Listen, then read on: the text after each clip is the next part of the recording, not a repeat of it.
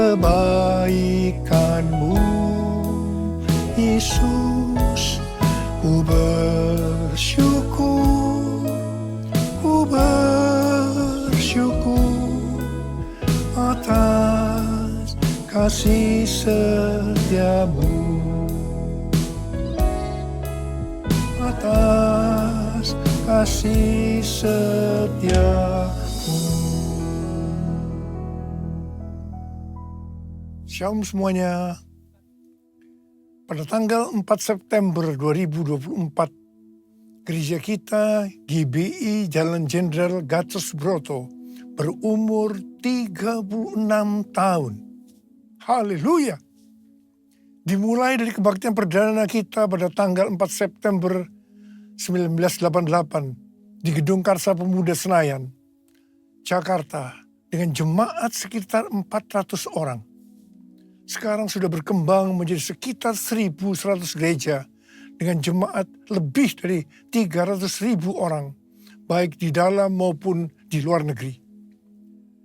DNA gereja kita adalah restorasi Pondok Daud.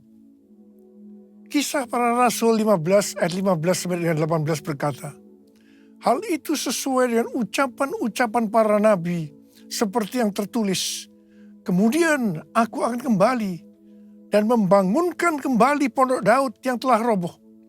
Dan reruntuhannya akan kubangun kembali dan akan kuteguhkan, supaya semua orang lain mencari Tuhan dan segala bangsa yang tidak mengenal Allah yang kusebut milikku. Demikianlah firman Tuhan yang melakukan semuanya ini, yang telah diketahui dari sejak semula. Dengan kata lain, ini bisa dikatakan bahwa Tuhan Yesus akan datang kembali dan merestorasi Pondok Daud supaya terjadi penuaian jiwa besar-besaran. Ini tidak berarti bahwa setelah Tuhan Yesus datang kembali baru terjadi restorasi Pondok Daud. Tetapi restorasi Pondok Daud telah dimulai, dan pada saat Tuhan Yesus datang kembali, restorasi Pondok Daud selesai secara sempurna. Apa yang dimaksudkan dengan Pondok Daud? Pondok Daud adalah pondok atau kemah, bukan bangunan permanen yang dibuat oleh Daud. Di dalamnya ada tabut Allah. Di sekitar tabut Allah ada orang yang berdoa, memuji, dan menyembah Tuhan. Jumlah pemuji 288 orang. Dan tiap-tiap regu yang bertugas sebanyak 12 orang. Kalau 288 orang dibagi 12 menjadi 24. Sesuai dengan 1 Tawari 9 ayat 33. Diperkirakan selama 24 jam, siang dan malam, mereka bergantian tiap jam berdoa, memuji, dan menyembah Tuhan. Jadi, Pondok Daud ini berbicara tentang doa, pujian, dan penyembahan bersama-sama dalam unity siang dan malam. Setelah umur gereja kita memasuki usia 25 tahun, Tuhan menambahkan pengertian tentang restorasi Pondok Daud, yaitu prajurit-prajurit Tuhan yang gagah perkasa, yang mempunyai gaya hidup berdoa, memuji, dan menyembah Tuhan bersama-sama dalam unity siang dan malam, dan yang melakukan kehendak Tuhan pada zaman ini. Restorasi Pondok Daud akan mengakibatkan penuaian jiwa yang terbesar dan yang terakhir sebelum Tuhan Yesus datang kembali. Pada waktu murid-murid Tuhan Yesus menantikan pencurahan Roh Kudus Pentakosta pertama, mereka bertekun dengan sehati dalam doa bersama-sama. Ini bisa diartikan mereka berdoa, memuji, dan menyembah Tuhan dalam unity siang dan malam. Ini prinsip restorasi Pondok Daud. Ini prinsip menara doa. Setelah Roh Kudus Pentakosta pertama turun, maka mereka dipakai untuk menyelesaikan amanat agung. Sejak 36 tahun yang lalu, gereja kita DNA-nya adalah restorasi Pondok Daud. Kita tidak pernah mengira ini untuk mempersiapkan pencurahan Roh Kudus Pentakosta yang ketiga. Sekarang Pentakosta yang ketiga sudah turun. Kita merasakan bahwa pencurahan Roh Kudus Pentakosta ketiga lebih dahsyat. Tuhan mau agar kita makin bertekun dalam doa, pujian, dan penyembahan bersama-sama dalam unity siang dan malam. Penuaian jiwa yang terbesar dan yang terakhir sudah dimulai. Harvest now, Jesus for everyone. Harvest now, Jesus for everyone. Api Roh Kudus Pentakosta ketiga juga sedang membakar segala kotoran. Hal-hal yang tidak berkenan di hati Tuhan sedang dibersihkan. Hal ini sesuai dengan Maliahi 3 ayat 1 sampai dengan 4 yang berkata, "Lihat, aku menyuruh utusanku agar ia mempersiapkan jalan di hadapanku. Tiba-tiba Tuhan yang kamu cari akan datang ke bait-Nya. Utusan perjanjian yang kamu inginkan itu sesungguhnya ia datang, firman Tuhan semesta alam. Siapakah yang dapat tahan akan hari kedatangannya? Siapakah yang dapat tetap berdiri ketika ia menampakkan diri? Sebab ia seperti api pemurni logam dan seperti sabun penatu. Ia akan duduk seperti orang yang memurnikan dan menahirkan perak. Ia menahirkan orang Lewi, menyucikan mereka seperti emas dan perak, supaya mereka menjadi orang-orang yang mempersembahkan kurban kepada Tuhan dalam kebenaran. Maka persembahan Yehuda dan Yerusalem akan menyenangkan hati Tuhan, seperti pada hari-hari dahulu kala dan seperti tahun-tahun purbakala. Pembersihan itu akan membuat kita menjadi orang-orang yang mempersembahkan kurban kepada Tuhan dalam kebenaran. Persembahan kita akan menyenangkan hati Tuhan. Hidup kita harus kudus. Api Tuhan sedang turun untuk membuat hidup kita jadi kudus. Jadikan aku, Tuhan, rumah doamu, agar semua suku bangsa datang menyembahmu. Jadikan aku, Tuhan, rumah doamu, agar semua suku bangsa datang menyembahmu. Agar semua suku bangsa datang menyembahmu.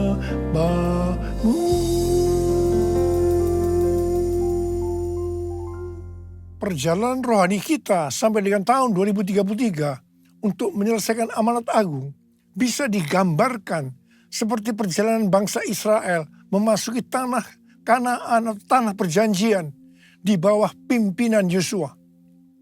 Yosua 3 ayat 4 berkata bahwa perjalanan ini akan melalui jalan yang belum pernah dilalui sebelumnya. Perjalanan ini akan dipimpin oleh tabut Allah. Supaya tahu tuntunan tabut Allah, maka harus ada jarak sekitar 2000 hasta, sekitar 914 meter. Perjalanan kita untuk menyelesaikan amanat agung dan memasuki tahun 2033 akan melalui jalan yang belum pernah kita lalui sebelumnya. Karena itu perjalanan ini akan dipimpin oleh Roh Kudus. Supaya kita tahu pimpinan Roh Kudus, maka kita harus banyak berdoa, memuji dan menyembah Tuhan dalam unity siang dan malam. Hidup kita harus kudus. Tanpa kekudusan kita tidak akan melihat Tuhan. Tanpa kekudusan kita tidak akan mengerti tuntunan Roh Kudus.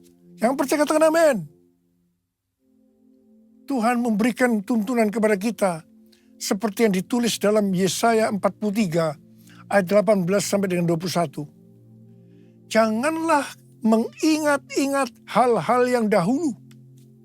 Janganlah memperhatikan hal-hal yang dari zaman purbakala. Lihat, aku hendak membuat sesuatu yang baru, yang sekarang sudah tumbuh. Belumkah kamu mengetahuinya? Ya, aku hendak membuat jalan di padang gurun, dan sungai-sungai di padang belantara. Binatang liar akan memuliakan aku, serigala dan burung unta, sebab aku membuat air memancar di padang gurun, dan sungai-sungai di padang belantara, untuk memberi minum umat pilihanku. Umat yang kubentuk bagiku akan memberitakan kemasyuranku. Di sini Tuhan memberikan kepada kita pengertian sebagai berikut. Cara-cara yang dipakai sekarang menuju tahun 2033 tidak sama dengan yang dipakai di zaman dulu.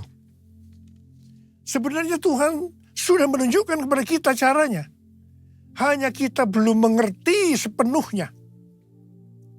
Membuat jalan di padang gurun dan sungai di padang belantara pada zaman itu merupakan sesuatu yang mustahil dapat dilakukan. Mungkin kita menganggap cara-cara yang dipakai sekarang ini tidak mungkin dilakukan. Tetapi bagi Tuhan tidak ada yang mustahil. Yang percaya katakan amin. Tuhan akan membuat air memancar di padang gurun dan di padang belantara.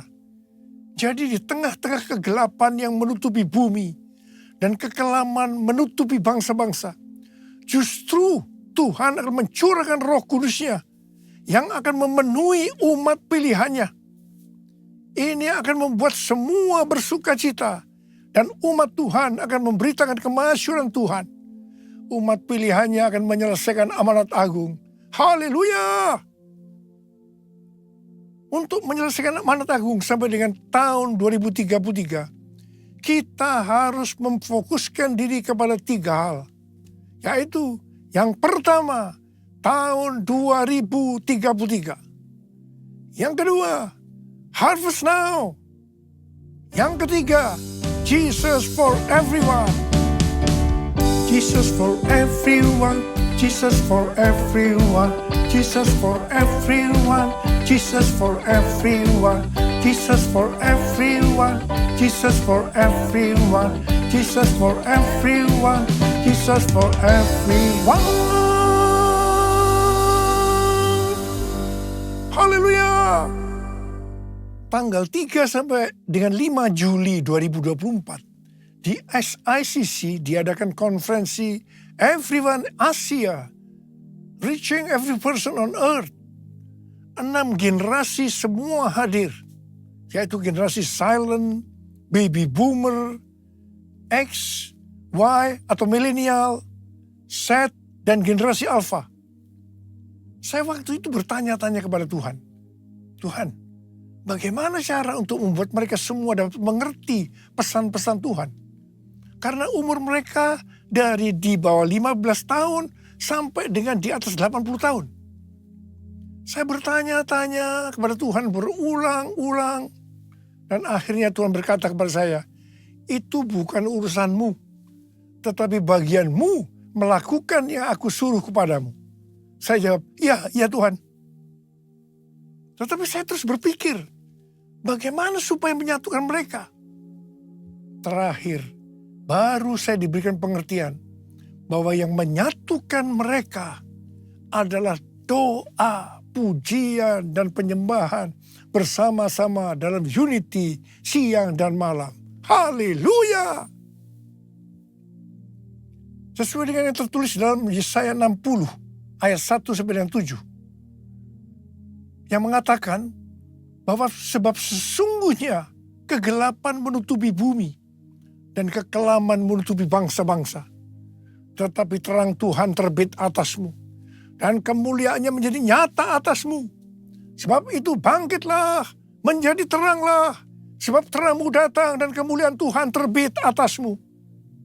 Kalau kita bangkit dan menjadi terang, maka bangsa-bangsa dan raja-raja datang kepada terang yang terbit atas kita. Artinya akan terjadi penuaian jiwa secara global. Harap diperhatikan bahwa kalau kita dipakai oleh Tuhan untuk memenangkan jiwa bagi Tuhan, itu bukan karena kita hebat, tetapi karena pengurapan Tuhan yang turun ke atas kita. Demikian pula kalau kita diberkati berlimpah-limpah, itu bukan karena prestasi kita, bukan karena kehebatan kita, tetapi semua karena kemurahan Tuhan. Hal yang kedua, kalau kita mau bangkit dan menjadi terang, kita akan tercengang dan akan berbesar hati. Sebab kelimpahan dari seberang laut akan beralih kepada kita. Dan kekayaan bangsa-bangsa akan berpindah kepada kita. Yang percaya katakan amin. Harap diperhatikan. Kalau kita diberkati oleh Tuhan dalam hal materi, itu bukan hanya untuk kepentingan pribadi kita, tetapi yang lebih penting adalah untuk dipakai menyelesaikan amanat agung. Ini sesuai dengan Yesaya 60 ayat 7 yang berkata, segala kambing domba Kedar akan berhimpun kepadamu. Domba-domba jantan Nebayot akan tersedia untuk ibadahmu. Semuanya akan dipersembahkan di atas mezbahku sebagai korban yang berkenan kepadaku. Dan aku akan menyemarakkan rumah kemuliaanku.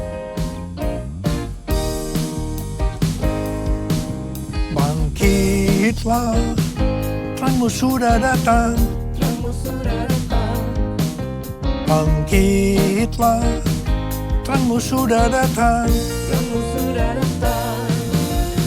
Kemuliaan Tuhan telah terbit.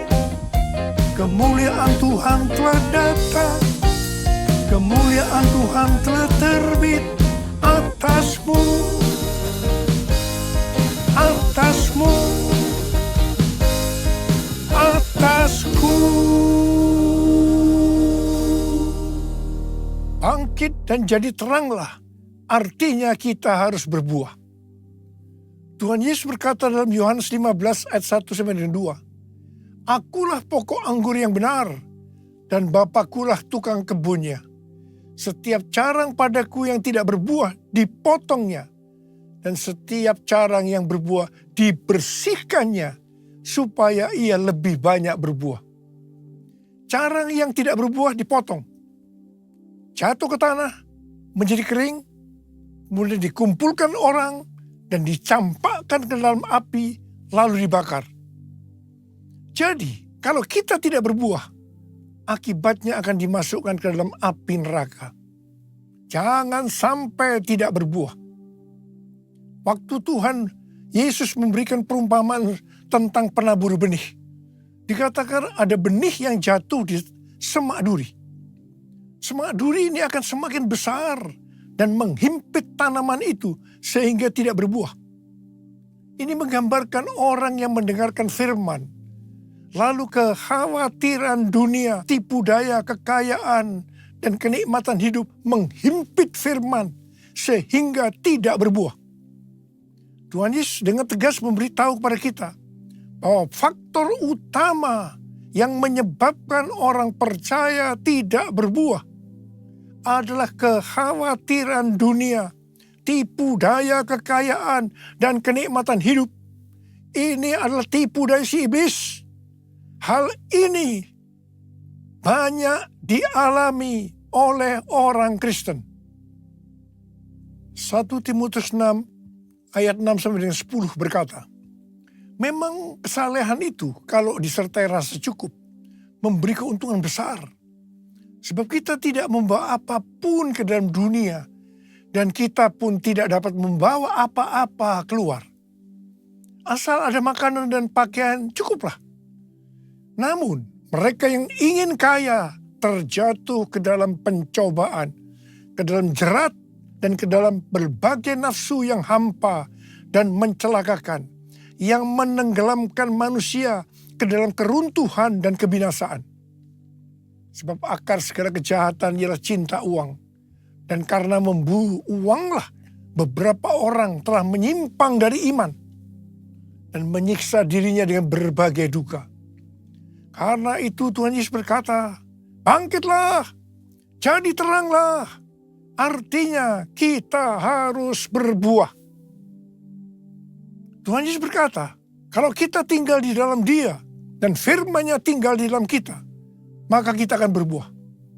Bagi orang yang seperti itu, Tuhan Yesus berkata, seperti terdapat dalam Yohanes 15 ayat 7 dan 8. Mintalah apa yang kamu kehendaki, maka akan diberikan kepadamu. Dalam hal inilah Bapa-Ku dimuliakan, bahwa kamu berbuah banyak dan menunjukkan kamu adalah murid-murid-Ku. Galatia 5 ayat 22 dan 23 berkata, namun buah roh ialah kasih, sukacita, damai sejahtera, kesabaran, kemurahan, kebaikan, kesetiaan, kelemah lembutan, dan penguasaan diri. Tidak ada hukum yang menentang hal-hal itu. Kembali kepada pesan Tuhan Yesus tentang cara yang berbuah akan terus dibersihkan supaya lebih banyak berbuah. Ini berarti kita yang berbuah akan terus dibersihkan, mengalami proses pemurnian terus-menerus, sehingga akan bertambah kudus dan menjadi serupa dengan gambar Yesus. Sehingga pada saat Dia datang menjemput kita di awan-awan, kita akan mendengar nama kita dipanggil. Dan selanjutnya kita akan bersama-sama dengan Tuhan Yesus selama-lamanya. Mari angkat tangan kita. Katakan bersama saya. Dengar Dia panggil nama saya. Dengar Dia panggil namamu. Dengar Dia panggil nama saya. Juga Dia panggil namamu. Saudara, kalau kita dengar nama kita dipanggil, kita akan menjawab apa? Ku jawab ya, ya, ya. Ku jawab ya, ya, ya. Ku jawab ya Tuhan. Ku jawab ya Tuhan. Ku jawab ya, ya, ya.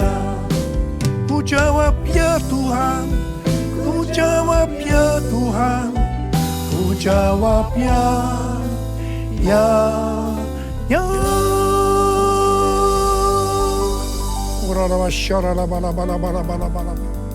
Mari kita berbahasa roh saat ini. Oh ya berdoa Tuhan, berdoa buat anak-anakmu, curahkan pengurapan-Mu saat ini. Berikan kami kuasa untuk menyelesaikan amanat agung.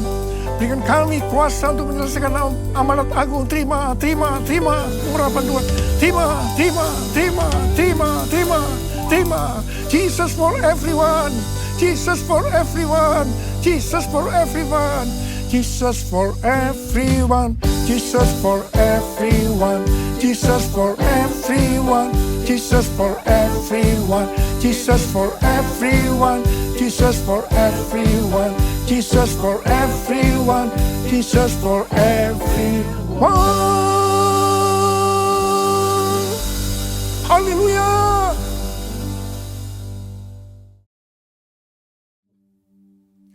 Kita akan masuk dalam perjamuan kudus.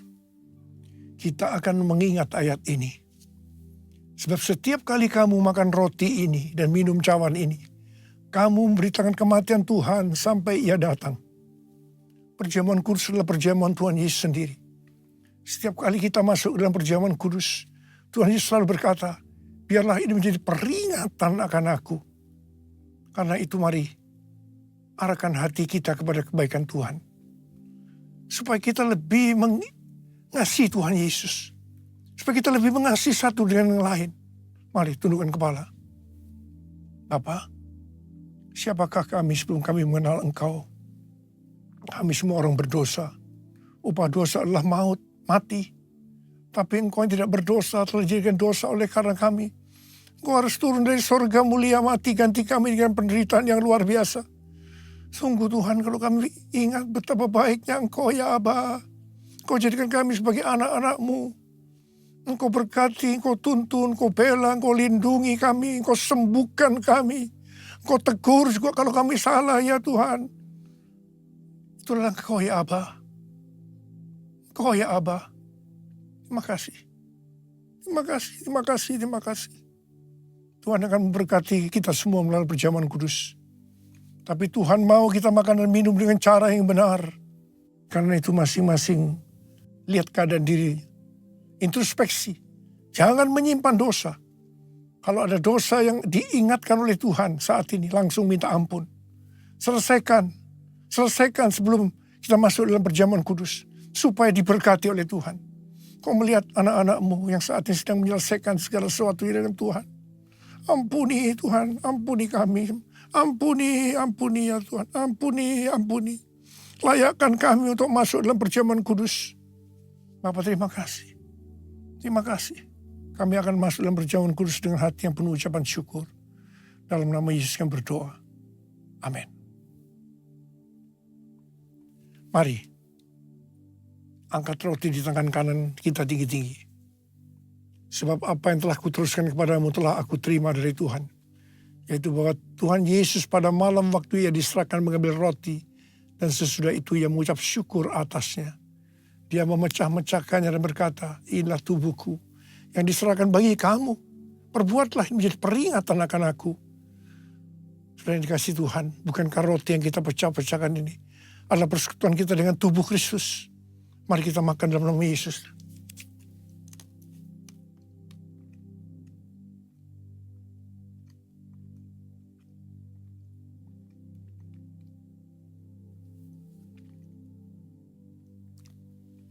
Angkat cawan di tangan kanan kita tinggi-tinggi. Mungkin juga ia mengambil cawan sesudah makan lalu berkata, cawan ini adalah perjanjian baru yang dimeteraikan oleh darahku. Perbuatlah ini. Setiap kali kamu meminumnya menjadi peringatan akan aku. Sudah dikasih Tuhan. Bukankah cawan pengucapan syukur yang atasnya kita ucapkan syukur adalah persekutuan kita dengan darah Yesus. Mari kita minum dalam nama Yesus.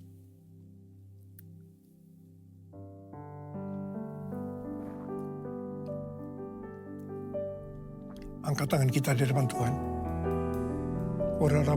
Ucapkan syukur dengan suara. Jangan diam. Keluarkan suara. Ya Tuhan, terima kasih. Terima kasih ya Tuhan. Terima kasih ya Tuhan. Terima kasih Tuhan. Terima kasih. Oh,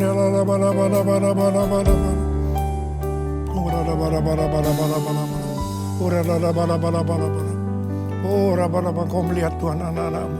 Angkat tangan saudara. Ya Tuhan. Mereka membutuhkan jamahan Tuhan saat ini. Jamah anak-anakmu. Jamah anak-anakmu satu persatu ya. Jamah. Saat ini kau sedang menyembuhkan yang sakit. Sedang membebaskan yang terikat. Kau menghibur yang susah. Kau menguatkan yang lemah. Kau memberikan pengharapan yang baru. Bagi yang mereka datang dengan keadaan putus pengharapan.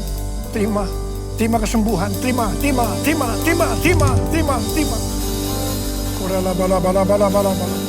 Oh, terima kasih. Tuhan, terima kasih. Tuhan, terima kasih. Terima kasih, Yesusku. Terima kasih, Yesusku.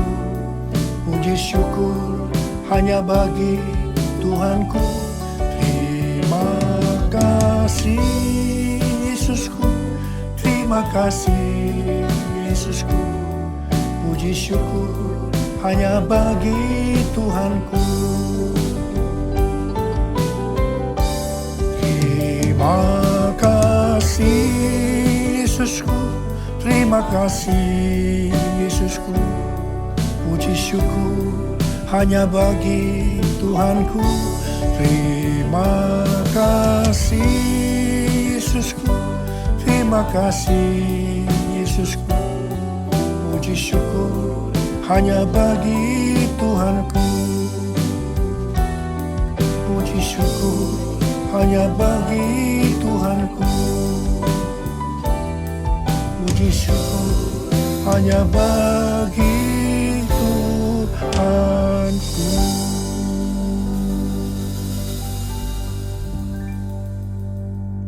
Sekarang terimalah berkat Tuhan. Kasih karunia yang berlimpah-limpah daripada Allah Bapa dalam Anak yang tunggal Yesus Kristus. Persekutuan yang manis dengan Roh Kudus menyertai kita semua mulai hari ini. Sampai Tuhan Yesus datang menjemput kita di awan-awan dan bahkan sampai selama-lamanya. Yang percaya bersama-sama katakan Amin.